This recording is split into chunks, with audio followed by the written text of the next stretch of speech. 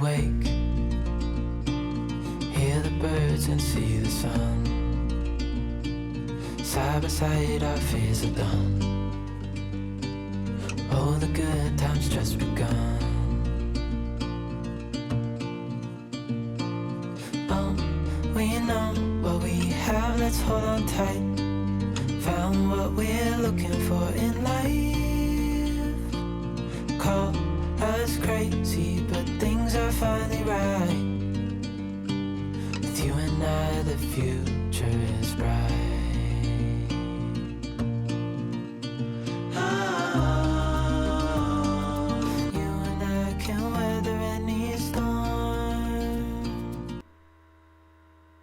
We visited the National Civil Rights Museum located in Memphis, Tennessee. The museum is in the Lorraine Hotel. This hotel was one of only a few hotels that blacks could stay in. People like Cab Calloway, Aretha Franklin, Count Basie, B.B. King, and Nat King Cole, to name a few of the entertainers that stayed there. In 1991, the National Civil Rights Museum preserved this place to not only honor Dr. Martin Luther King Jr., but preserve a place for teaching and learning about the African American fight for equal rights. In 1968, on April 4th, is when Dr. Martin Luther King Jr. was assassinated on the balcony outside room 306. There still hangs a large wreath on the balcony in remembrance, making it a symbol for the civil rights movement.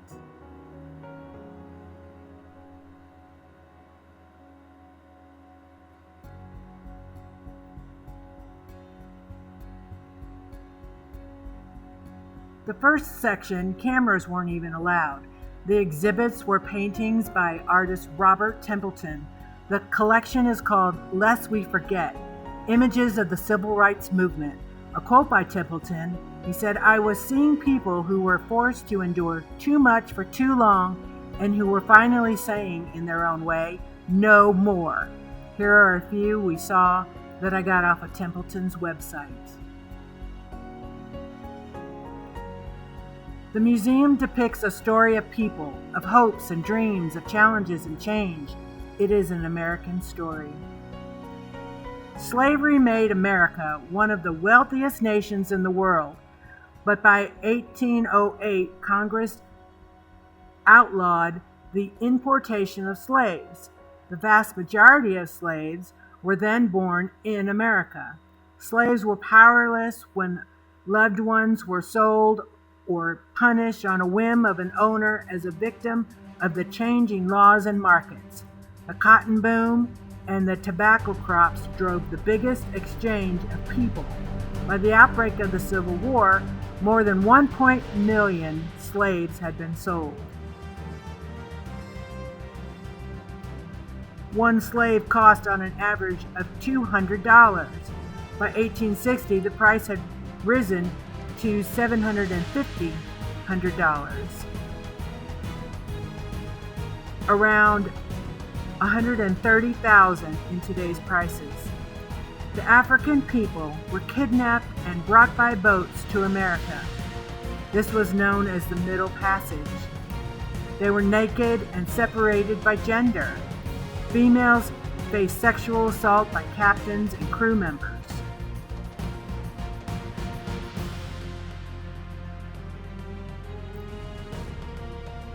The males were kept in a 3-foot by 3-inch space, bound by chains that caused festering wounds. They were fed twice a day if provisions weren't too low. The grueling voyage across the Atlantic claimed 20% of the captives who died from disease, malnutrition, and abuse.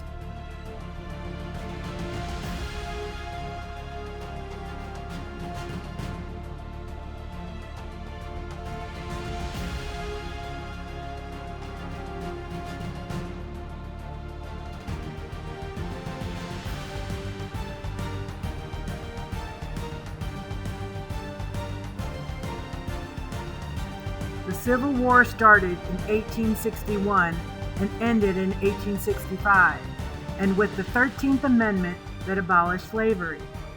In 1868, the 14th Amendment granted citizenship to all people born in the U.S., including the enslaved. In 1870, the 15th Amendment prohibits states from denying the rights to vote based on race and color. In 1875, Civil Rights Acts guaranteed that all people would receive the same treatment in public accommodations. But in 1883, Supreme Court rules that the Civil Rights Act of 75 was unconstitutional. In the 1800s, former Confederate states passed laws formalizing racial segregation. These laws will come to be known as Jim Crow laws. Once the Southern whites regained the control of the state and local governments, Southern blacks were stripped of the right to vote.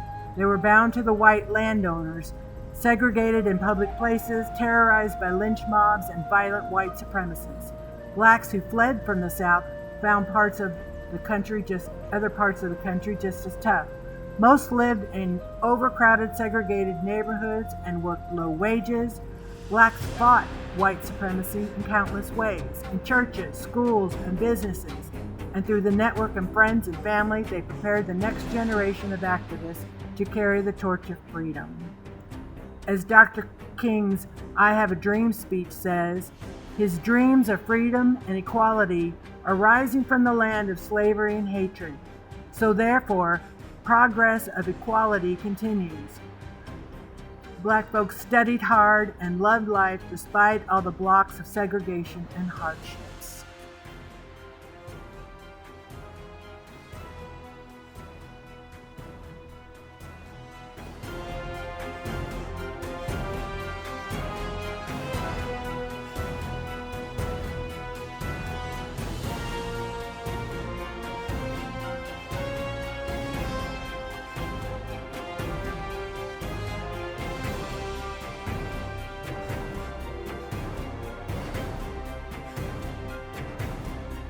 Rosa Parks was 42 years old when she was arrested for refusing to give up her seat to a white man. The boycott that followed pushed the movement for civil rights in a bold new direction.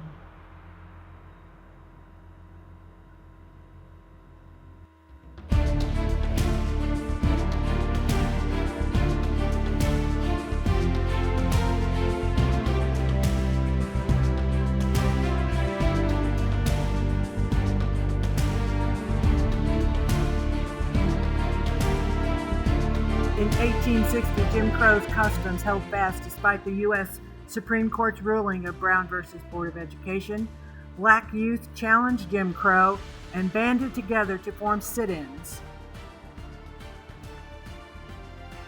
Inspired by these sit-ins, nonviolent activists converged on the South. Many were beaten and arrested. Freedom Riders were groups of white and African American civil rights activists who protested segregated bus terminals. John Lewis was one of the original group of the 13 Freedom Riders that left Washington, D.C. on May 16, in 1961, headed to New Orleans for the 7th anniversary of the Supreme Court ruling of Brown v. Board of Education. It would happen on May 17.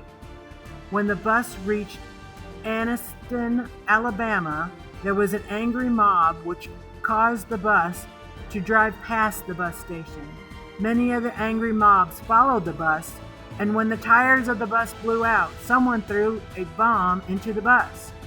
The Freedom Riders escaped the bus as it burst into flames, only to be brutally beaten by members of the surrounding mob. To add insult to injury, the Freedom Riders could not find drivers to secure their travels onto New Orleans until May 20th.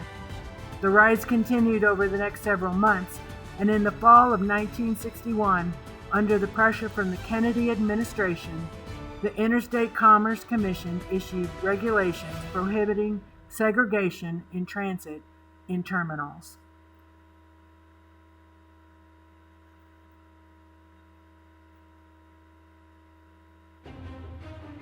We shall overcome someday. The use of police dogs and high-pressure water hose shocked the nation. President Kennedy finally proposed a new civil rights bill and determined that the black community, especially children, to end segregation inspired people worldwide. Birmingham was the most segregated city in America. If laws weren't enough, the Ku Klux Klan bombed activists' homes, churches, and businesses to remind civil rights supporters that there would be no desegregation. The Klan was also behind the vicious attacks on the Freedom Riders who passed through in May. Dr. King was arrested for defying a court order prohibiting marches. King seized this opportunity to call out to white Christian moderates for their passivity. He used biblical examples to justify disobeying unjust laws, and this placed God squarely on the side of the civil rights movement. And after a bombing at a church in 1963 that killed 6 innocent children, at the funeral, Dr. King quoted scripture, "A little child shall lead them. These little children may lead our whole Southland from the low road of man's inhumanity to the high road of peace and brotherhood."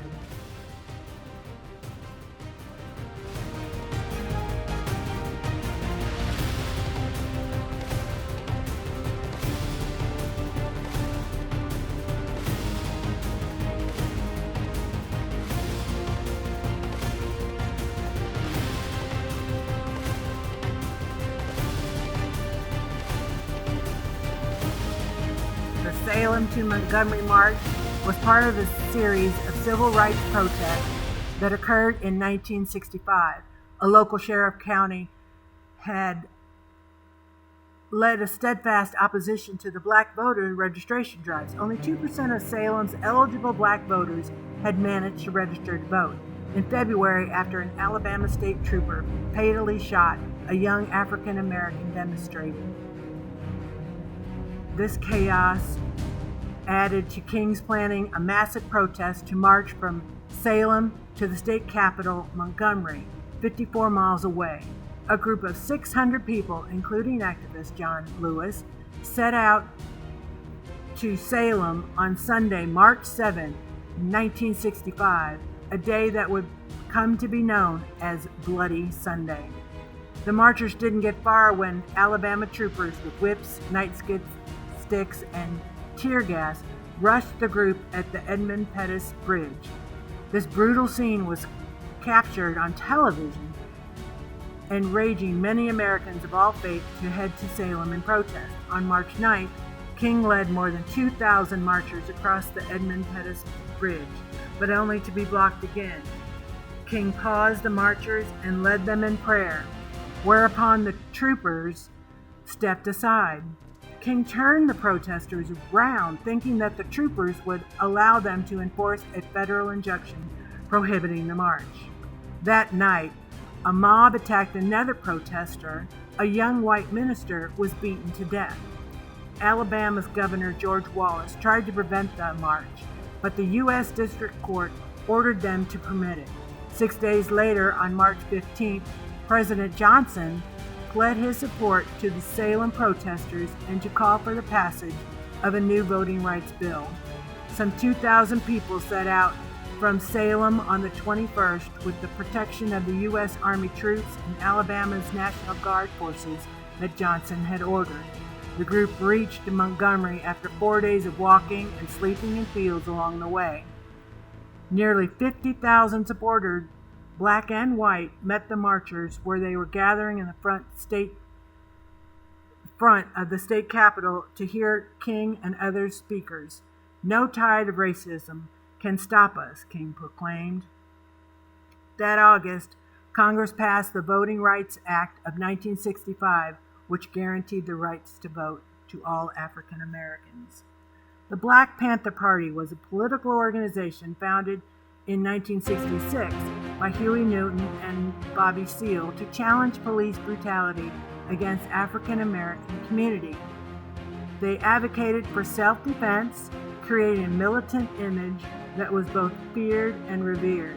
Dressed in black berets and black leather jackets, the Black Panther organization armed citizen patrols of Oakland and other U.S. cities.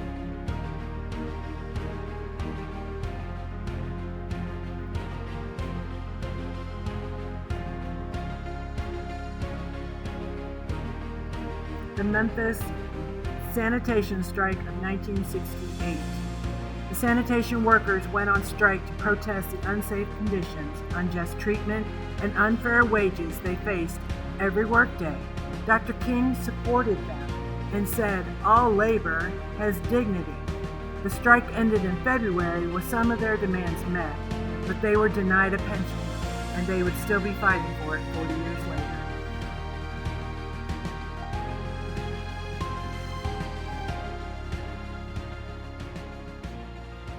On April 4th of 1968, Dr. King and his aides spent the day at the Lorraine Hotel waiting for others to return the news on whether the federal court would lift the ban on holding a sanitation workers' march.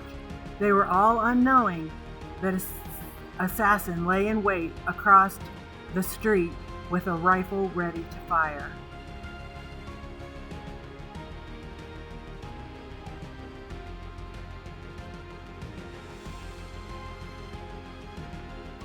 In 2008, elected the first black president. Barack Obama said, "I'm here because someone marched. I stand on the shoulders of giants. There are still battles that need to be fought, some rivers that need to be crossed, those ordinary people whose names will never appear in the history books. They dared to dream differently, and I am convinced that the same hunger of purpose stirs in this generation." A closer look at this sculpture is our today's America, built on the backs of the black nation through their blood, sweat, and tears. Inspired by Gandhi, Dr. Martin Luther King used nonviolence, civil disobedience, started with his campaign to end racial segregation in Montgomery, Alabama. Both men were examples of triumph of the human spirit when nonviolence is a guiding light. Thanks for joining us on this tour of the National Civil Rights Museum.